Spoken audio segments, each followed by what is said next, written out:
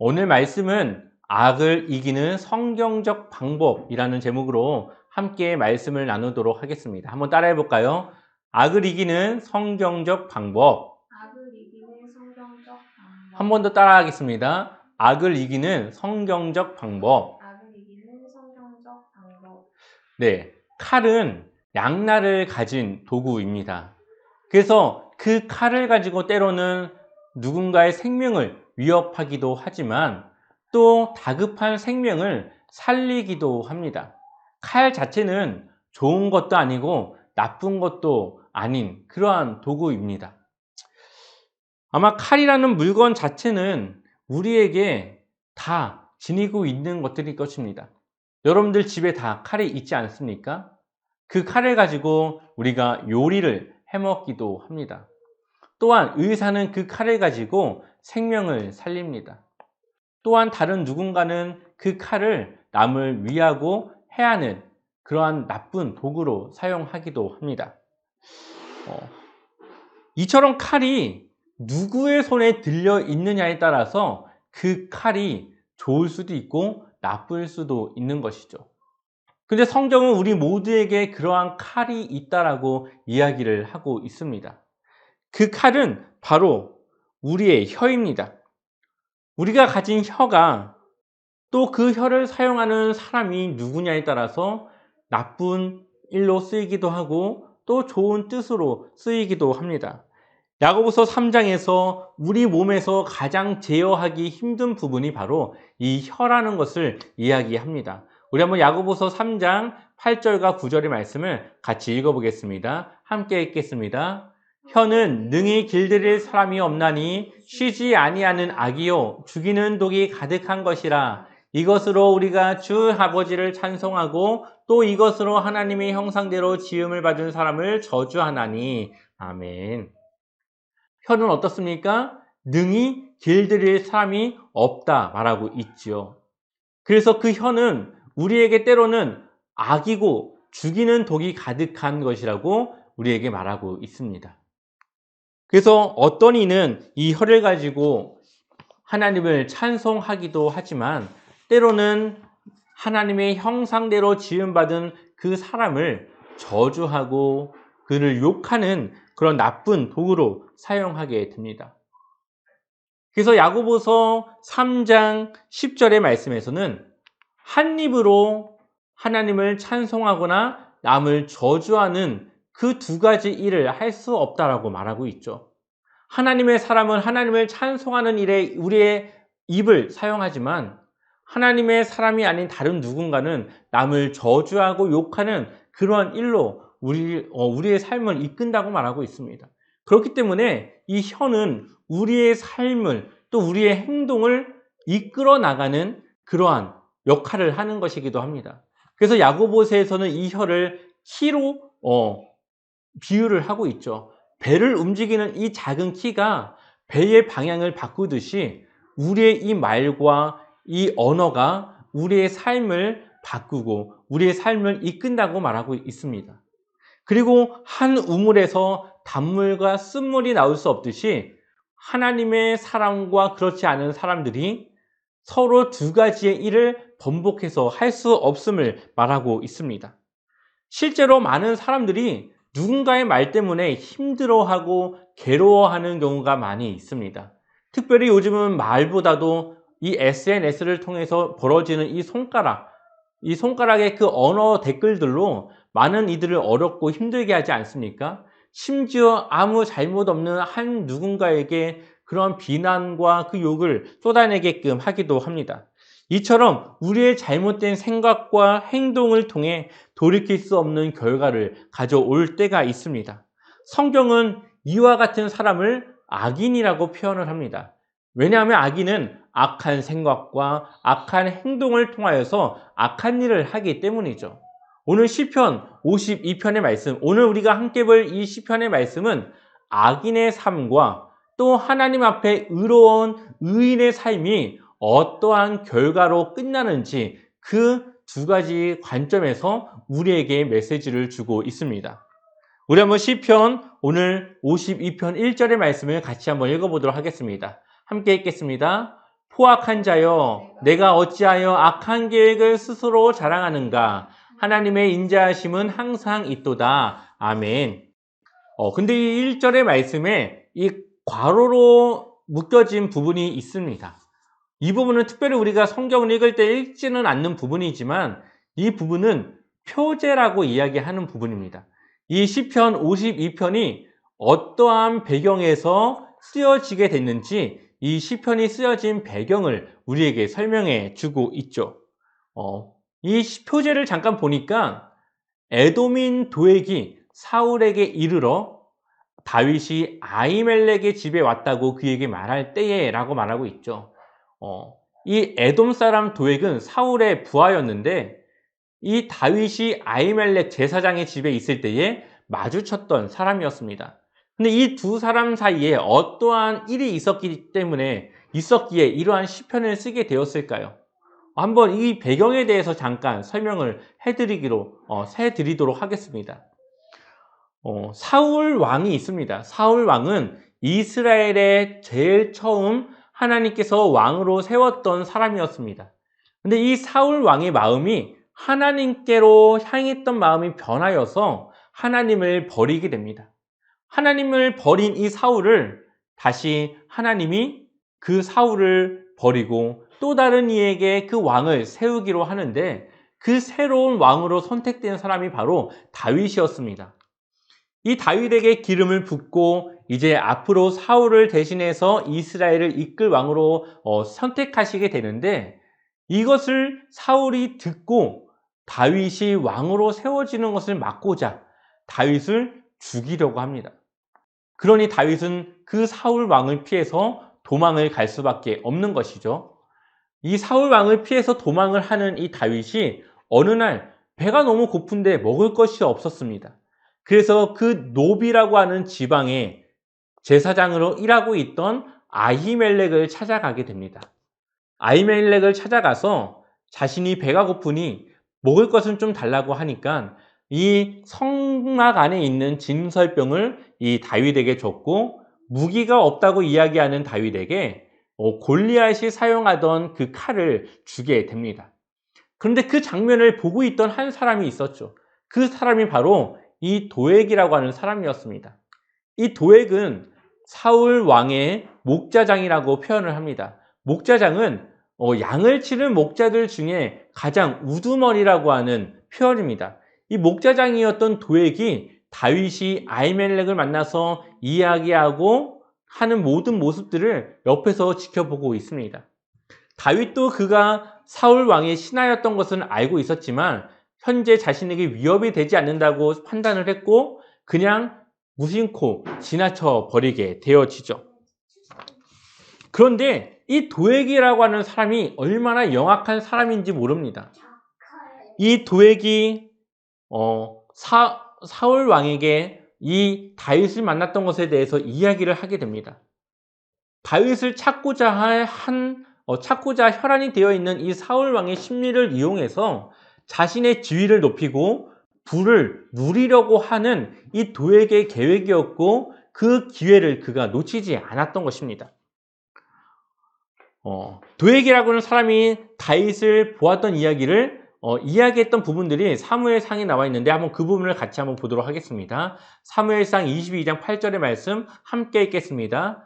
너희가 다 공모하여 나를 대적하며 내 아들이 이새의 아들과 맹약하였으되 내게 고발하는 자가 하나도 없고 나를 위하여 슬퍼하거나 내 아들이 내 신하를 선동하여 오늘이라도 매복하였다가 나를 치료하는 것을 내게 알리는 자가 하나도 없도다 하니 아멘. 이 사울 왕의 아들은 요나단이었고요. 여기서 말하는 이새의 아들은 다윗을 말합니다. 이 요나단과 이새의 아들 이 다윗은 서로 목숨까지도 걸고 지킬 수 있는 아주 절친한 사이였습니다. 그렇기 때문에 이 사울의 신하들이 사울 왕에게 다윗의 소재라던가 어디에 다윗이 있고 그가 어디에 나타났는지 그 행방에 대해서 말하는 사람들이 아무도 없었던 것이죠. 빨리 다윗을 찾아야 되는 사울 왕의 마음은 불타오르고 있었습니다. 또한 그의 마음은 조급해 있었습니다. 그런데 그때 그 사울 왕의 그 심리를 놓치지 않고 도액이 나서서 말합니다. 함께 읽어보겠습니다. 그때 에돔 사람 도액이 사울의 신하 중에 섰더니 대답하여 이르되 이새의 아들이 노베 와서 아이두베 아들 아히멜렉에게 이른 것을 내가 보았는데 아히멜렉이 그를 위하여 여호와께 묻고 그에게 음식도 주고 블레셋 사람 골리앗의 칼도 주더이다. 아멘. 이 도액이 뭐라고 말합니까? 이 다윗이 아히멜렉을 만난 것을 말하죠. 자, 여기까지는 사실입니다. 그런데 그 아히멜렉과 다윗 사이에 있었던 일에 대해서 그가 거짓으로 이야기합니다. 아히멜렉이 다윗을 위하여서 여호와께 묻고 또 그에게 음식도 주고 블레셋 사람 골리앗의 칼도 주었다고 이야기를 하고 있죠. 사실 아히멜렉은 이 다윗이 사울 왕에게 쫓기고 있음을 알지 못했습니다. 또한 다윗도 아히멜렉에게 자신이 사울 왕의 그 임무를 수행하다가 배가 고파서 들린 것처럼 이야기를 하였습니다. 그러니 아히멜렉은 사울 왕의 신하인 다윗을 도운 것이지 다윗을 자신의 그런 편에서 도운 것이 아니었습니다.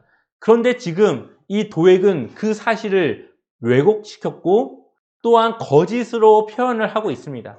그래서 이 도액은 마치 이 아히멜렉이 다윗의 편에 서서 사울 왕을 대적하고 이 다윗을 도운 것처럼 이야기를 하고 있죠. 마치 이 아히멜렉 제사장과 다윗이 협력 관계로 서로 챙겨주고 있는 것 같이 이야기를 하고 있는 것입니다. 이 이야기를 들은 사울 왕의 마음이 어떠했겠습니까? 분노가 치밀어 올랐습니다. 그리고 그 다윗을 도왔던 이 아히멜렉 제사장과 그 모든 제사장들을 죽이라고 명령을 내립니다. 그렇지만 그 명령을 받은 그 신하들 중에 함부로 그 제사장을 치기 위해 움직이는 사람이 없었습니다. 왜냐하면 하나님의 일을 대신 대행하는 이 제사장들을 죽였다가 오히려 하나님의 그 저주를 받을 수도 있기 때문에 무서웠고 두려웠던 것이죠. 하나님을 두려워했던 사람들이 그 제사장들을 죽이는 일에 주저하고 있을 그때에 한 사람이 나섭니다. 그 사람이 누구였을까요? 바로 도액이었습니다. 지금이 자신이 이 사울 왕의 총애를 받을 수 있는 기회라는 것을 그가 알고 그가 나서서 제사장들을 죽이기 시작하는데 그의 손에 죽었던 제사장들이 바로 85명이나 됩니다. 오늘 시편 52편의 말씀은 바로 이 사건을 두고 다윗이 시를 쓴 것입니다. 자신의 안일함과 자신의 그러한 안일함 때문에 85명의 제사장들이 죽었고 또한 이 악한 이 삶을 살아가던 이 도액이라고 하는 이 한 사람 때문에 이러한 참사가 일어났던 이 일을 두고 시편 52편의 말씀을 이 다윗이 쓰게 된 것이죠. 이것이 바로 이 시편 52편의 배경입니다. 그리고 아까 제가 말했던 표제가 바로 이 모든 내용을 포함해서 이스라엘 백성들에게 또 우리에게 이야기하고 있는 것입니다. 그렇다면 이 시편의 내용을 좀 더 자세하게 우리가 살펴보도록 하겠습니다. 우리 1절 말씀을 다시 한번 읽어볼까요? 함께 읽겠습니다. 포악한 자여, 내가 어찌하여 악한 계획을 스스로 자랑하는가? 하나님의 인자하심은 항상 있도다. 아멘. 1절에서 말하는 포악한 자라고 하는 것은 누구를 말하는 것일까요? 도액을 말하는 것이겠죠. 에돔 사람 사울의 부하였던 도액을 말하고 있는 것입니다. 근데 여기서 말하는 포악한이라고 하는 말이 원어적으로 히브리어로 보게 되면은 영웅이라고 하는 뜻을 가지고 있습니다. 전쟁의 영웅, 또한 힘이 센 용사, 강한 용사 이런 뜻을 가지고 있습니다. 얼마나 좋은 뜻입니까? 그런데 이 좋은 뜻을 역설적으로 이 도액에게 사용하고 있습니다. 그러니 이 도액을 뭐라고 표현하고 있냐? 포악한 영웅이라고 표현하고 있는 것이죠. 악인 중에 악인, 포악한 영웅, 도액, 그를 아주 악인이라고 표현을 강하게 하고 있는 것입니다. 이 악한 영웅 도액이 자신의 그 악한 계획을 자랑하였고 또 그가 그 악한 일을 스스로 드러내는 것을 이야기하고 있습니다. 이 악한 계획이 하나님 앞에 죄가 된다고 하는 것을 그가 깨닫지 못하고 또한 그것이 죄라 한들 그는 그것을 무시했습니다. 죄를 무시했다고 하는 것은 하나님의 존재 자체를 그가 무시했고 하나님의 살아계심을 그가 믿지 않았음을 우리에게 보여주고 있는 것입니다. 또한 도액의 악함은 2절에서 좀 더 자세하게 우리에게 말하고 있습니다. 2절 말씀 함께 읽어볼까요? 내 혀가 심한 악을 꾀하여 날카로운 삭도같이 간사를 행하는도다. 아멘. 도액의 이 악한 계획 가운데 사용된 그의 혀가 뭐라고 표현되어져 있습니까? 날카로운 삭도 같다라고 이야기하고 있죠. 그 혀가 비록 칼은 아니었지만 그 혀가 삭도 같아서 그 혀 때문에 85명의 제사장들이 죽어야만 했습니다. 그의 악의적인 말 때문에 아무 잘못 없는 하나님의 제사장들이 죽었다라는 것이죠. 얼마나 끔찍한 일입니까? 그의 말 한마디가 다른 사람의 생명을 좌지우지했습니다. 그러니 그의 혀가 날카로운 삭도 같다라고 표현을 하고 있는 것입니다. 또한 도액이 그러한 끔찍한 일을 한 것에 대해서 3절과 4절은 이렇게 말하고 있습니다. 함께 읽어보겠습니다. 내가 선보다 악을 사랑하며 의를 말함보다 거짓을 사랑하는도다. 간사한 혀여 너는 남을 해치는 모든 말을 좋아하는도다. 아멘. 내가 누굽니까? 도액을 말하고 있습니다. 도액 내가 선보다 악을 사랑하여서 악한 일을 행했고 의를 말함보다 진실을 말함보다 거짓을 사랑하여서 거짓으로 왜곡으로 그 일들을 말하였다. 이렇게 이야기를 하고 있죠. 도액이 사실을 말하지 않고 자신에게 이득이 될 수 있도록 그 사건들을 왜곡하여 말하였습니다. 그래서 그 사실이 아닌 거짓으로 그가 자신의 이득을 취할 수 있는 그 말로 바꿔서 이야기를 했습니다. 악을 살아가는 도액에게 있어서 다른 사람들의 희생은 중요하지 않았습니다. 다른 사람들이 희생하더라도 나만 잘 되면 되는 것이었고 내가 사울의 총애를 받아서 높은 지위와 부를 누리면은 그걸로 만족하는 사람이 바로 이 도액이라고 하는 사람이었습니다. 얼마나 이기적인 사람입니까? 자신의 이익을 위해서 타인을 희생시키는 것을 바로 하나님의 관점에서는 악한 행동이라고 이야기를 하고 있습니다. 그렇다면 이 악한 사람의 결과는 어떠할까요? 이 세상에도 너무나도 많지 않습니까? 악한 일을 행하며 떵떵거리며 살아가는 사람들이 있습니다. 그런 사람들이 많이 있는데 이런 악한 행동을 사는 악한 삶을 살아가는 이러한 사람들의 삶은 어떠할까요? 5절의 말씀 우리에게 말하고 있습니다. 함께 읽겠습니다. 그런즉 하나님이 영원히 너를 멸하시며 너를 붙잡아 내 장막에서 뽑아내며 살아있는 땅에서 내 뿌리를 빼시리로다. 아멘. 결국 이들의 삶은 어떠합니까? 하나님이 그들을 영원히 멸하시고 그들을 붙잡아서 그들의 장막에서 뽑아내며 살아있는 땅에서 내 뿌리를 빼시리로다. 아멘. 하나님이 그들을 가만두지 않고 언젠가는 심판하신다는 것입니다. 그들이 언젠가는 돌아올지도 모르는 그런 희망과 기대로 하나님이 그들에게 돌아올 수 있는 시간을 조금 주고 있기는 하지만 하나님의 때가 차면 결국 하나님의 그 심판의 때가 차면 그들이 결국 돌아오지 않고 회개하진 그들의 그 삶으로 인하여서 그들이 하나님의 그 심판에 직면하게 될 것이라고 말하고 있죠. 하나님의 심판이 늦어지는 이유가 그들의 그 일에 대해서 그냥 괜찮다고 생각하거나 그들의 그 삶을 용서하는 것이 아니라 그들이 그럼에도 불구하고 하나님께로 돌아오시도록 기다리는 것입니다. 왜냐하면 1절의 말씀과 같이 하나님은 인자하시고 인애가 크신 하나님이시기 때문이죠. 하지만 그것을 알지 못하고 그 기회를 놓친다면 결국 그들의 삶은 하나님의 심판을 받을 수밖에 없게 되는 것입니다. 악인들의 삶이 돌이켜지지 않을 때에 그들은 결국 뿌리를 빼어서 하나님의 그 심판을 당하게 되는데 결국 이 다윗은 그것을 알았기 때문에 자신을 힘들게 하고 어렵게 하는 사람들을 자신의 손으로 직접 그들에게 복수하는 것이 아니라 하나님께 그들의 악인의 삶을 맡기는 것을 보게 됩니다. 그래서 다윗은 지혜로운 자입니다.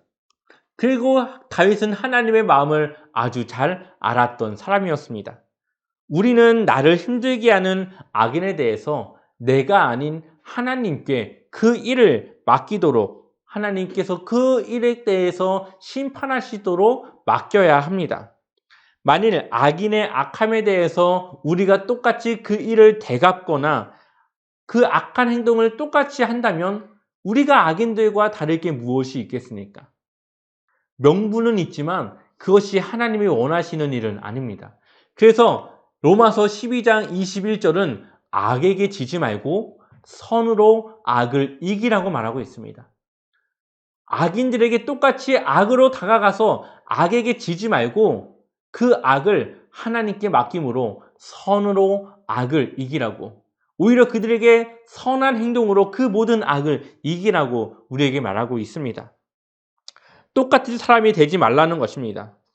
우리가 당한 대로 복수하거나 그것을 갚는다고 우리가 악의를 품고 행동으로 악인으로 살지 말라고 우리에게 말하고 있습니다. 다윗은 하나님을 신뢰했고 그러한 하나님을 신뢰했기 때문에 하나님께서 언젠가 그들을 심판하실 것을 기다렸습니다. 성경을 보면 다윗은 사울 왕을 2번이나 직접 죽일 수 있는 기회를 얻게 됩니다. 그렇지만 그는 하나님께서 기름 부어 세우신 하나님의 선택하신 그 왕을 자신이 어떻게 죽일 수 있고 그를 심판할 수 있겠느냐고 이야기하면서 그에게 오히려 그 생명을 살려주고 절을 하며 그를 여전히 자신의 왕으로 섬기는 모습을 우리는 볼 수가 있습니다. 우리 사무엘상 24장 12절 말씀 같이 한번 읽어보도록 하겠습니다. 여호와께서는 나와 왕 사이를 판단하사 여호와께서 나를 위하여 왕에게 보복하시려니와 내 손으로는 왕을 해하지 않겠나이다. 아멘. 나와 왕 사이를 누가 판단한다고요? 여호와께서 판단하사 나를 위하여 왕에게 보복하시려니와, 그 모든 일을 보복하여서 자신의 손으로는 왕을 해하지 않겠다라고 말하고 있습니다. 이어서 15절에는 이렇게 말합니다. 그런즉 여호와께서 재판장이 되어 나와 왕 사이에 심판하사 나의 사정을 살펴 억울함을 풀어주시고 나를 왕의 손에서 건지시기를 원하나이다 하니라. 아멘. 여호와께서 이 사울 왕과 다윗 사이에 뭐가 되어주십니까? 재판장이 되어주십니다. 그래서 누가 옳고 누가 그른지를 하나님께서 판단하셔서 그 옳고 그름을 하나님이 결국 풀어주는, 그 억울함을 풀어주고 그 잘못된 사람에게는 벌을 주는 그 재판장이 하나님께서 되어주신다라고 우리에게 말씀하고 있습니다. 이것이 바로 성경적 지혜입니다. 그리고 악을 이기는 성경적 방법이죠. 하나님의 그 말씀을 통하여서 우리는 이러한 지혜를 깨닫고 얻어야 합니다. 내가 오해를 풀고 복수하고 당한 것을 갚는 것이 아니라 재판장 대신 하나님께 그 모든 일을 맡김으로써 하나님께서 나를 대신해서 그 모든 일을 풀어줄 것을 기대하고 기다리는 것이죠.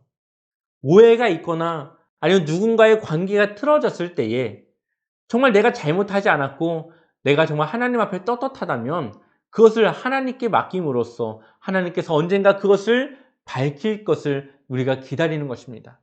그러면은 우리가 나서서 하는 것보다 더 좋은 방향으로, 그리고 그것을 통하여서 더 좋은 삶으로 우리를 인도하십니다.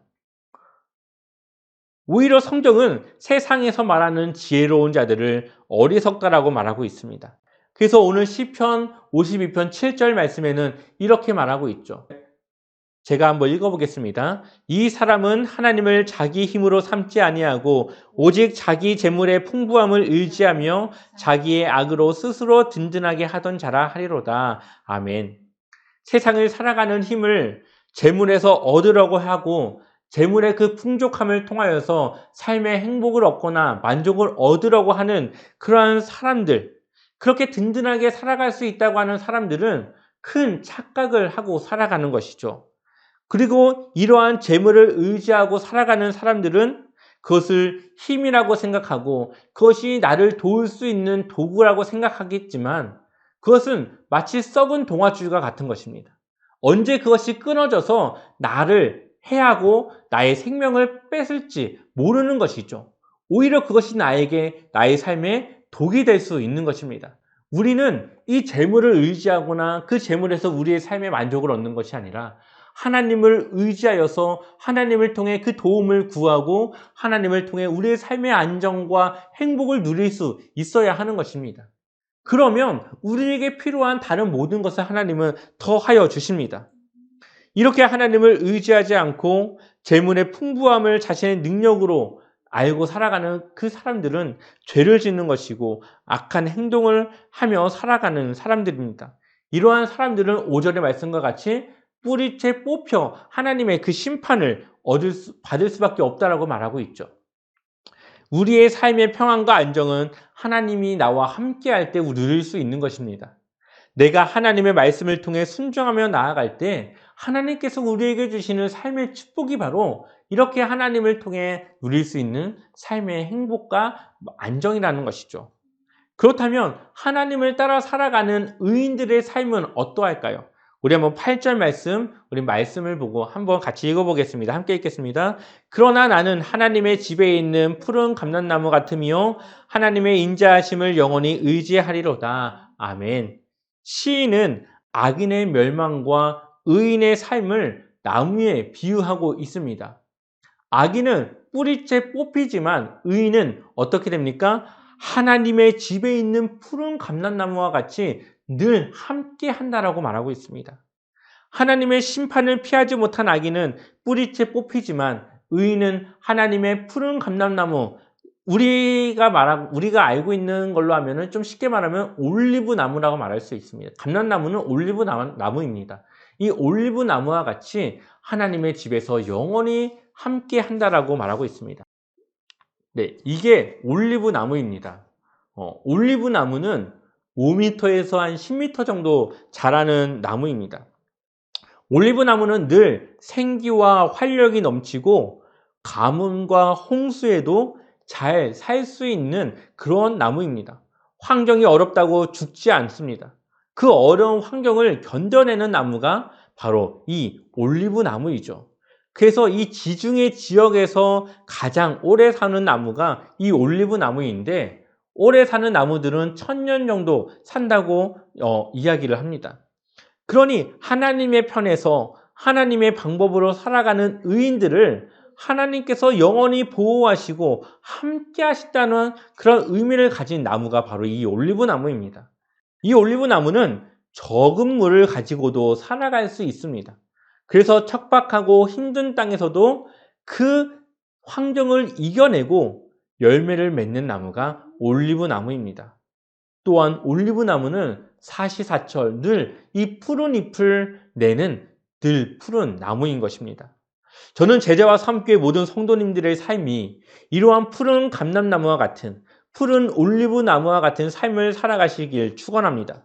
모든 상황에서 내 의지와 소망이 꺾이지 않고 부족한 환경과 실정 속에서도 그 삶을 포기하지 않고 삶의 열매를 맺는 그러한 삶으로 살아가시길 축원합니다. 오늘 우리는 악인의 삶과 의인의 삶의 끝이 어떻게 되는가를 함께 이 시편 52편의 말씀을 통하여서 보았습니다. 악한 혀와 계획으로 세상의 부귀영화를 누리려고 했던 도액은 결국 하나님의 심판대 앞에서 그가 행했던 모든 일들에 대해서 그 죄값을 치러야만 했을 것입니다. 그의 간사한 혀로 인해 죽어야 했던 85명의 제사장들과 그가 속인 많은 사람들에 대한 그 죄값을 이 도액은 하나님의 그 심판 앞에서 그가 치러야만 했습니다. 왜냐하면 하나님은 보응하시는 하나님, 갚으시는 하나님이시기 때문이죠. 하나님의 사람들을 아프게 하거나 힘들게 하는 그 사람들을 가만두지 않습니다. 하나님은 갚으시고 보응하시는 하나님이십니다. 반대로 다윗은 자신의 방법과 힘이 아니라 하나님께 그 모든 일을 맡겼죠. 하나님께 자신의 일을 맡겨드렸던 것은 하나님을 믿었을 뿐만 아니라 하나님의 존재를 무시하지 않고 하나님을 높여드린 것입니다. 세상 사람들이 말하는 지혜로운 자는 어리석은 것 같이 보입니다. 어리석은 것 같이 보입니다. 하나님이 원하시는 지혜로운 삶을 우리 모두가 살아가야 할 줄 믿습니다. 선으로 악을 이기는 것, 그것이 바로 악을 이기는 성경적 방법인 것입니다. 성경적 방법, 하나님의 말씀대로 살아가는 것. 그래서 악을 이기는 그 성경적 방법으로 우리는 살아가야 합니다. 다윗은 사울 왕도 도액도 모두 하나님께 맡겼습니다. 충분히 자신이 복수할 수 있는 상황과 힘이 있었지만 하나님을 무시하지 않고 하나님의 뜻을 기다렸습니다. 오늘 시편의 말씀은 우리가 그것을 지켜야 하고 그렇게 살아가는 것이 지혜임을 말하고 있습니다. 우리의 삶이 또 우리의 삶을 통해 우리의 지혜를 하나님 앞에 나타내게 될 것입니다. 우리 모두가 다윗과 같이 하나님 앞에 푸른 올리브 나무와 같이 우리의 삶 속에서 우리의 가진 환경 속에서 삶의 열매를 맺고 나아가시기를 주님의 이름으로 간절히 축원합니다.